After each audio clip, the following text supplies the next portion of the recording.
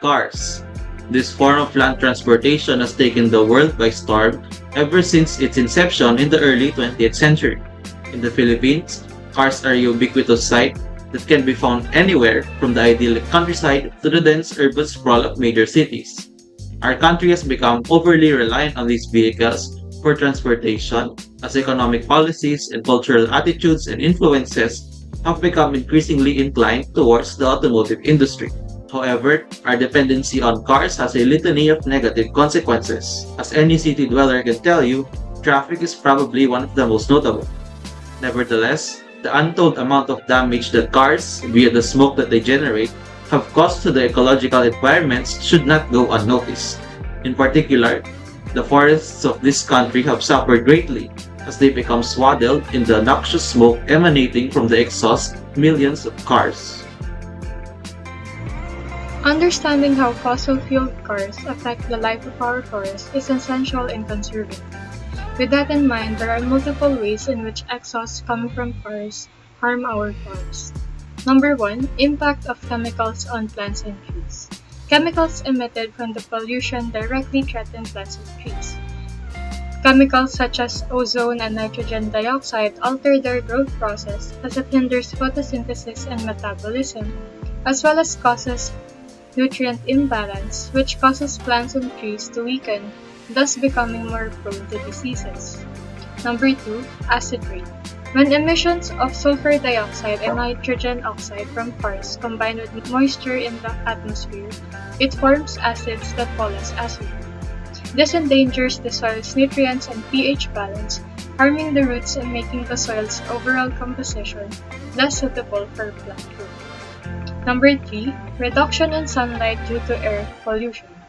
Exhausts from cars limit the amount of sunlight reaching Earth's surface due to the spread of its particulate matter that forms haze or smog.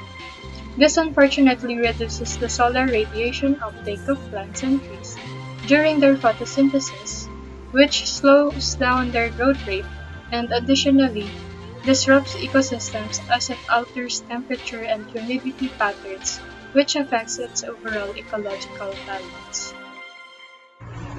Plant life aren't the only ones that suffer from the negative effects of cars, but wildlife in forests too. One of these is habitat destruction. Air pollution can damage forest habitats due to a decline in vegetation as it decreases the growth of trees or other plant life in the forest due to nitrogen and sulfur deposition. This makes it harder for animals to survive as food sources are reduced because of soil degradation and nutrient imbalances. Furthermore, factors like acid rain can change the quality of soils and water, which can directly affect wildlife. For instance, bodies of water can become too acidic for certain animals to live on or drink from. Next is health issues due to air pollution. Aside from habitat destruction, animals may also have negative health implications due to air pollution. Respiratory problems, lower reproductive rates, and birth defects are common health effects that animals suffer from as they constantly inhale harmful air pollutants. And lastly, biodiversity loss. Combining the effects of habitat destruction and wildlife health issues can ultimately lead to biodiversity loss. Habitat loss causes an imbalance to the ecosystem as it can lead certain animals to declining population, which also affects the food web. The same goes for animals with health issues as toxic pollutants enter their body. It also enters the food chain, which leads to bioaccumulation and a decrease in biodiversity since there is a higher mortality rate. Forests are one of the most precious natural resources in the Philippines, which is currently facing challenges from various environmental threats, with air pollution from cars being a significant factor. To mitigate the damage inflicted on our ecosystem, it is vital to explore solutions from both the individual and national levels. For the individual level solutions, first is the use of public transportation. Public transportation in the Philippines can help reduce traffic congestion and provide access to areas that may be difficult to reach by car. Public transportation plays a crucial role in minimizing the environmental footprint of daily commutes. Second is carpooling. It is an effective way to alleviate traffic congestion in major cities. Multiple passengers traveling together in one car reduces the overall number of vehicles on the road, decreasing travel time and making commuting more efficient. Third is cycling and walking. The Department of Transportation promotes cycling, walking, and the use of light electrical vehicles to enhance urban mobility. This mode of transportation not only reduces air pollution but also promotes a healthier lifestyle. For the national and government level solutions, first is to implement emission standards. The enforcement of stricter vehicle emission standards can help reduce harmful pollutants. The Philippines has adopted Euro 4 emission standards to reduce environmental impact of vehicle emissions. Second is developing green infrastructure. Investing in infrastructure for electric vehicles and providing incentives for electric vehicles can help reduce dependence on fossil fuels. This initiative is a sustainable practice fostering a more sustainable transportation sector.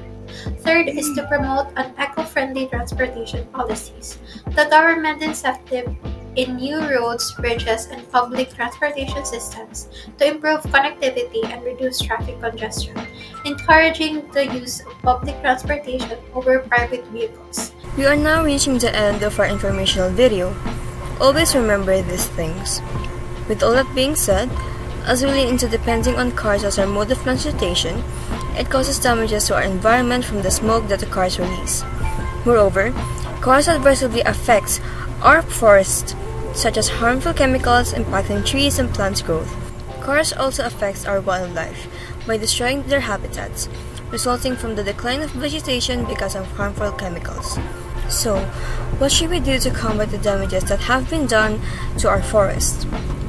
Use more public transportation since it can be cheaper and more helpful for our environment. We can also do carpooling to reduce cars on the roads or even cycling or walking. Lastly, what solution can the government provide? Number 1. Implementing emission standards to have a more strict rule in reducing harmful pollutants. Number 2. Develop green infrastructure such as investing in electric vehicles and reducing the dependency on fossil fuels, which can lead to a more healthy practice of transportation mode. Number 3. Lastly, eco-friendly transportation policies should be promoted. Now, with all that information given to you, our viewers, we should think wisely about how we affect our environment and the people around us. We should be conscious of what we produce daily since this can harm our environment and lives.